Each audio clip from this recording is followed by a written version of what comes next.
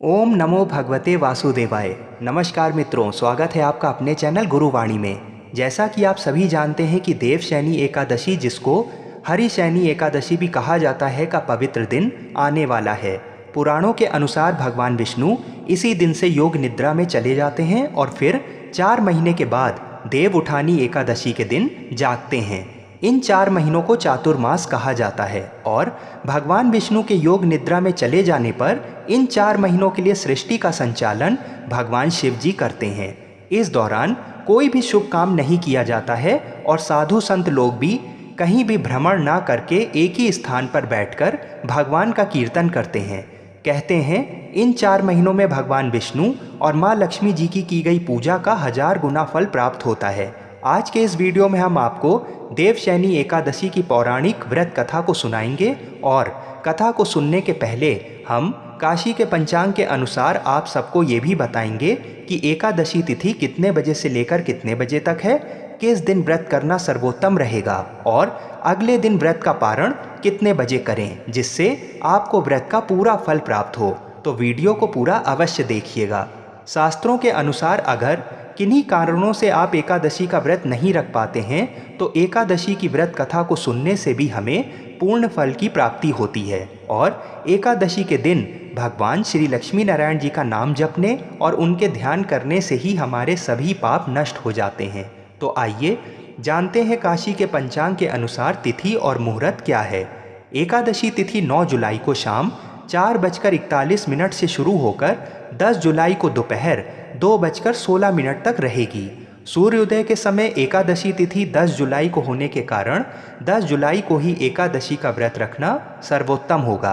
अगले दिन 11 जुलाई को व्रत का पारण करने का शुभ मुहूर्त सुबह 8:40 से लेकर 10:20 के बीच में रहेगा। तो आइए भगवान श्री लक्ष्मी नारायण जी के चरणों का ध्यान करते हुए देवशयनी एकादशी की व्रत कथा को सुनते हैं। बहुत समय पहले की बात है। सूर्यवंशी कुल में मानधाता नाम का एक चक्रवर्ती राजा हुआ करता था। वह बहुत ही महान, प्रतापी, उदार तथा प्रजा का ध्यान रखने वाला राजा था। उस राजा का राज्य बहुत ही सुख समृद्ध था। धन धान भरपूर मात्रा में था। वहाँ की प्रजा राजा से बहुत अधिक प्रसन्न एवं खुशहाल थी, क्योंकि राजा अपनी प्रजा का बहुत ध्यान रखता था। साथ ही वह धर्म के अनुसार सारे नियम करने वाला राजा था। एक समय की बात है, राजा के राज्य में बहुत लंबे समय तक वर्षा नहीं हुई, जिसके फलस्वरूप उसके राज्य में अकाल पड़ गया, जिससे कि राजा अत्यंत दुखी हो गया, क्योंकि उसकी प्रजा बहुत दुखी थी। राजा इस संकट से उबरना चाहता था। राजा चिंता में डूब गया और चिंतन करने लगा कि उससे आखिर ऐसा कौन सा पाप हो गया है।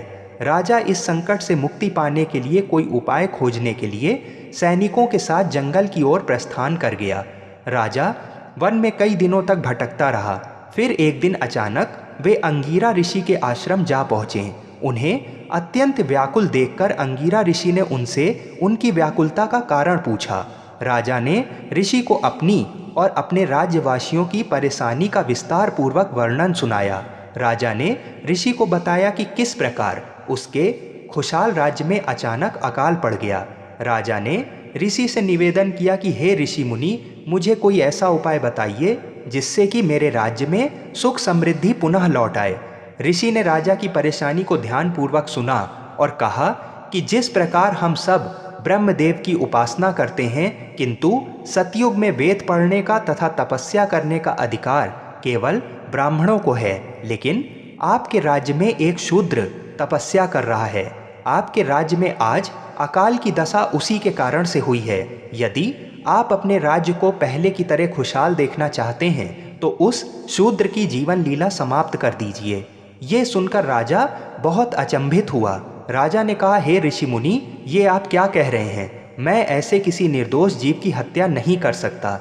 मैं एक निर्दोष की हत्या का पाप अपने सर नहीं लेना चाहता।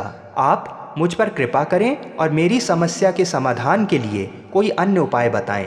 ऋषि ने राजा को कहा, यदि आप उस शूद्र की जीवन लीला समाप्त नहीं कर सकते हैं तो मैं आपको दूसरा उपाय बता रहा हूँ। आप आषाढ़ मास के शुक्ल पक्ष को पूरे विधि विधान एवं पूर्ण श्रद्धा भक्ति के साथ व्रत रखें एवं पूजन आदि करें।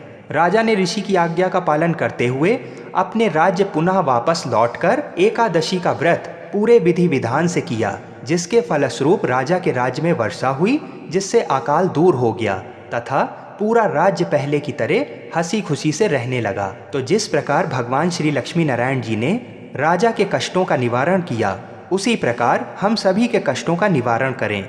बोलिए श्री लक्ष्मी नारायण भगवान की जय। अगर वीडियो पसंद आई हो तो हमारे चैनल को सब्सक्राइब अवश्य करें। जय श्री राधे कृष्ण।